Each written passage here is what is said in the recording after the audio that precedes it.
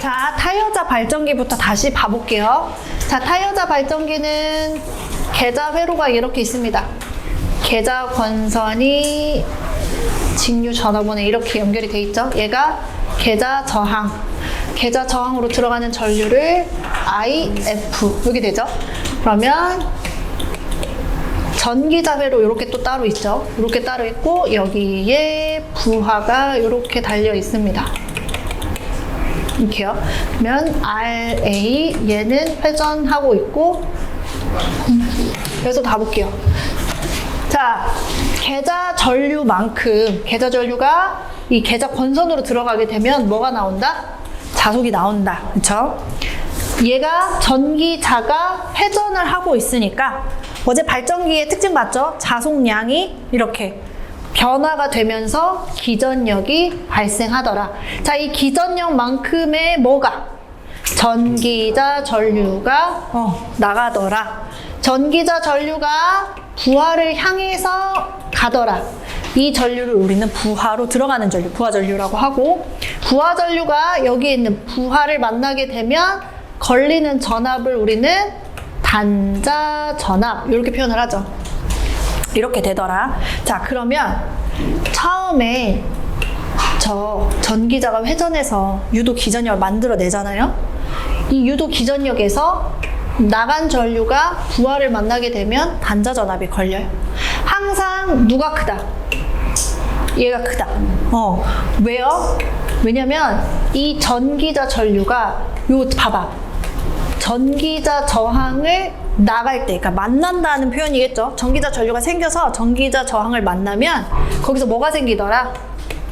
전압 강하가 요만큼 생기는 거예요. 자, 여기서 반드시 아셔야 되는 점, ohm의 법칙에 의해서요. 전류가 저항을 만나게 되잖아요. 그럼 무조건 전압이 떨어져요. 이거는 고유 특성. 그래서 전기자 전류가 생성이 되면서 전기자 자체의 저항과 만나게 되면 여기서 뚝 떨어져요. 전압 강화가 생겨버려. 그래서 얘가 더 큰 거야. 어떻게 되는 거예요? 만들어졌고 전기자 전류가 나갈 때 요게 생기거든. 그게 딱 부하에 걸린 전압하고 같아요. 그래서 이게 발전기의 특징이라고 좀 보시면 돼요. 이렇게요. 그래서 이게 타여자의 발전기의 특징. 타여자는 기전력이 0에서부터 만들어질 수 있다라고 했죠. 그렇죠? 그래서 이게 무부하 포화 곡선에서 얘를 볼 수가 있었고, 그 다음에 외부 특성 곡선. 외부 특성 곡선은 부하 전류와 부하에 걸리는 전압 사이의 관계 그래프를 본 건데, 얘가 전격 전류가 흐를 때 그때 걸리는 전압이 요만큼이더라. 그래서 다 달렸을 때 전압. 근데 제일 처음에 만들어지는 요 전압은 여기더라. 이렇게 떨어진다 그랬죠. 왜? 여기서부터 여기만큼의 뭐가 생겼기 때문에 전압 강화가 생겼어요. 그래서 부하에 이만큼이 걸린 거라 그랬죠. 그래서 이게 바로 타여자 발전기의 외부 특성 곡선이다 이랬단 말이에요. 그래서 이걸 조금 이해하셔야 돼요. 어떻게 회로가 이렇게 되는지. 자, 이번에 우리 자여자 발전기죠. 자여자 발전기 중에서도 분권을 한번 볼게요. 자, 타여자와 자여자의 차이점이 있다. 그러면 반드시 뭐가 필요하다, 자여자는? 반드시 전압 확립이 필요하다.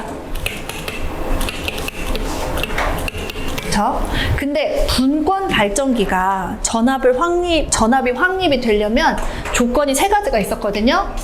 이 조건부터 좀 보고 갈까요? 첫 번째 조건이 뭐였어? 이 전압을 일정 정도 올려놔야 되잖아요. 그쵸? 계좌 저항의 크기가 임계 저항의 크기보다 어떻게 해야 된다? 작아야 한다. 작아야 된다.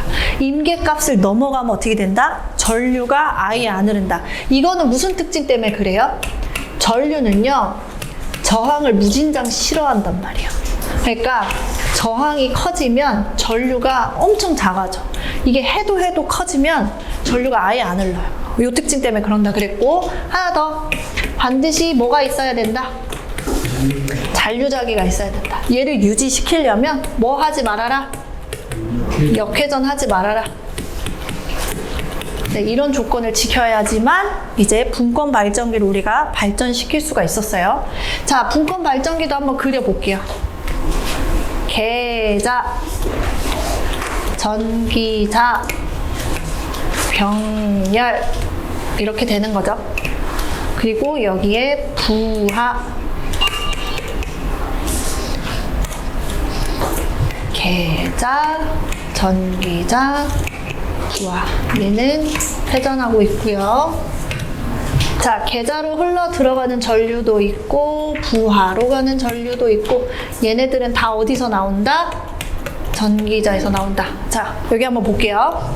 자, 제가 잠깐 동안 타이어자처럼 전원장치를 붙여서 잔류자기를 만들었어. 그래가지고 얘를 이제 발전을 시킵니다. 자속이 들어가게 되고 전기자를 향해서 쇄교하게 되고 얘가 끊어내면서 기전력이 생겨요. 기전력이 생겼기 때문에 전기자 전류가 나갈 수가 있어. 자, 여기서 잠깐 아까 봤지만 전기자 전류가 전기자를 나갈 때 그때 뭐가 생긴다? 전압 강화 생긴다 했어요. 요거 알고 있어야 돼요. 요만큼이 뿍 하고 떨어져. 그럼 어쨌든 뿍 떨어져서 전기자 전류가 나갔어. 나가면 요게 이 점을 기점으로 키르호프제 1법칙 유입되는 전류는 유출되는 전류의 합과 같다 그랬단 말이에요. 그래서 IA는 IF죠. 잘못 썼죠? IF 플러스 I와 같아. 왜? 병렬이니까 가능한 거라고요. 병렬이니까 전류 분배가 돼요. 자, 그럼 계속 볼게요. 그래서 부하로 들어간 요 전류가 다시 한번 부하를 만나게 되면 요게 뭐가 걸린다? 단자 전압이 걸린다. 자, 그럼 여기서 또 하나 나와야죠. 그러므로 기전력이라는 녀석은 부하 전류를 만나면 걸리는 단자 전압보다 얼만큼 큰 거다? 수수료만큼 큰 거다. 여기까지 따라오시죠. 이렇게 가요. 여기는 알겠죠? 자, 여기도 봐볼까요? 전기자 전류가 계자로 흘러 들어가가지고 여기서 자속 발생을 하게 돼. 근데 전기적인 측면으로 잠깐 눈을 돌려보면은요. 제가 아까 뭐라 그랬어요? 전류가 저항을 만나면 반드시 여기에 뭐가 생긴다? 전압이 이렇게 생기는 거야. 여기도 마찬가지였잖아요. 부하 전류가 부하를 만나면 뭐가 생겼어? 전압이 생겼잖아. 같은 원리예요. 같은 원리. 근데 얘는 계자에 걸린 전압이죠. 얘는 부하에 걸린 전압이죠. 그쵸? 자, 그러면 여기서 문제. 얘는 병렬회로입니다. 병렬회로에서 이 계자에 걸리는 전압과 부하에 걸리는 전압은 서로 같다, 다르다? 같다. 왜? 병렬이니까 그래요. 병렬이니까. 그래서 아하, 부하에 걸리는 전압이 곧 계자에 걸리는 전압과 같구나. 그럼 이 식 바꿔 쓸 수 있죠. 이 식 어떻게도 바꿔 쓸 수 있어요? 얘는 곧 계자에 걸린 전압에 수수료를 더한 것과도 같다. 이렇게 할 수 있는 거지. 여기까지 이해되세요? 그래서 아까 우리 문제 풀었던 거 한번 볼까요? 아까 우리 풀었던 문제가 자, 분권 발전기가 이렇게 있는 상태래요. 지금 요렇게 있었죠. 근데 부하가 있어요? 없어요? 없어. 하지만 계자가 있고요. 잔류자기는 있었고요. 그렇기 때문에 회전에서 뭐가 만들어졌어요? 기전력이 만들어졌어. 자, 이 기전력 때문에 뭐가 나가요? 전기자, 전류가 나가는데 자, 요 접속점에서 원래는 이렇게 분배가 돼야 되잖아. 근데 분배가 돼요? 안 돼요? 안 돼요. 여기는 회로가 구성이 안 되기 때문에 못 가. 그러니까 죄다 어디로 가요? 죄다 계자로 가. 그러니까 여기서 특징이 뭐야? 무부할 때는 전기자 전류가 죄다 계자로 들어갑니다. 이 특징이 나온단 말이에요. 근데 우리 문제에서 얘가 몇 암페어라 그랬어요? 3암페어요. 얘가 3암페어라 그랬단 말이에요. 자, 얘가 몇 옴짜리였어요? 40옴짜리였단 말이에요. 여기 전기자 저항은 몇 옴짜리였어요? 2옴짜리였단 말이에요. 그쵸? 자, 그러면 이때 발생된 유도 기전력의 크기가 얼마냐고 물어보는 거예요. 자, 그럼 갈게요. 유도 기전력이라는 녀석은 부하에 걸리는 단자 전압보다 IA, RA만큼 크다 했는데 무부하니까 없잖아요.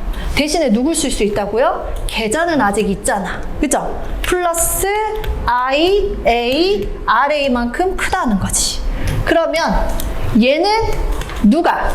요 계좌 전류가 계좌 저항을 슝 하고 들어가게 되면 얘네 둘이 만나서 걸리는 전압이라 그랬잖아요. 자, 3A가 40을 만나면 몇 볼트? 120볼트. 자, 얘가 얼마? 120볼트라고요. 자, 전기자 전류가 얼마라고요? 수수료 이제 계산할게요. 3회. 전기자 저항은 2옴. 그러니까 얼마? 네, 이 결론이 나와요. 이해가 좀 되세요? 이렇게 가야 돼요. 이렇게. 그래서 요 특징, 얘네 둘이 같다는 것만 잘 기억하시면 되고요. 자, 곡선도 한번 볼게요. 병렬권, 발전기 두 개 다 그려볼게요. 1번. 얘네 둘의 관계 그래프 이름이 뭐였는지 혹시 기억나세요? 계좌 전류와 유도 기전력 사이의 곡선. 무부와 포화 곡선. 어디서 시작한다고? 0에서 절대 시작할 수 없어요. 이렇게 되는 거죠. 그죠? 여기가 의미하는 게 뭐라고요? 전압이 확립된 거. 자여자라는 걸 빡 하고 알 수가 있어요. 자, 한 번 더 볼게요. 이번에는 외부 특성 곡선. 부하에 흐르는 전류와 부하에 걸리는 전압. 그것도 부하 다 달았을 때. 얘네 둘 사이의 관계 곡선을 우리가 외부 특성 곡선 이렇게 표현을 하는데요. 이렇게. 자, 봤더니 전격 전류가 흐를 때 그때 걸리는 전압이 전격 전압인데 실제로 처음에 만들어진 전압보다 어떻게 하다? 이만큼 떨어진 거지. 요게 요 구간이 의미하는 게 뭐다? 누구만큼 떨어진 거다? 그렇죠. 수수료만큼 뚝 떨어진 거지. 근데 여기다가 얘는 좀 더했죠. 그러면 나 부하 뒤지게 붙여봐야지. 이게 된 거야. 그래서 부하를 엄청나게 붙여봤어. 붙였더니 전류가 어떻게 되더라? 증가하더라. 그죠? 증가하더라. 증가하다가 계속 증가해요? 아니죠. 어떻게 돼요? 뚝 떨어져서 결국엔 전격보다 더 낮게 되더라. 왜요? 결국에 기전력이 감소했기 때문이다. 자, 여기도 발전기 보면서 갈게요. 부하가 많아지면 병렬로 계속 많아지는 거니까 전체 합성 저항값은 감소를 일으킨다. 그러면 부하로 흘러들어가는 전류는 신이 난다. 이렇게 된다 그랬잖아요. 부하가 신나서 커지면 어차피 목값은 똑같아. 근데 얘네 둘한테 나눠 갔던 게 얘가 커지니까 얘가 감소가 되는 현상이 발생해버려. 그러므로 자속도 감소해버려. 그러니까 결국에는 이 모전류를 흘려주던 이 힘조차도 작아져 버려. 그러니까 얘도 작아져. 이게 되는 거죠. 그래서 결국에 감소하죠. 그래서 그 특징이 바로 요 외부 특성 곡선에서 어떻게 나타난 거다? 요렇게 나타난 거다. 그래서 증가하다가 감소하더라. 요 구간을 우리는 무슨 특성을 보인다?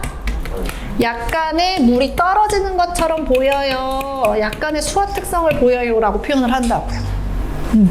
이게 바로 외부 특성 곡선의 특징이다. 이렇게 보시면 되겠어요.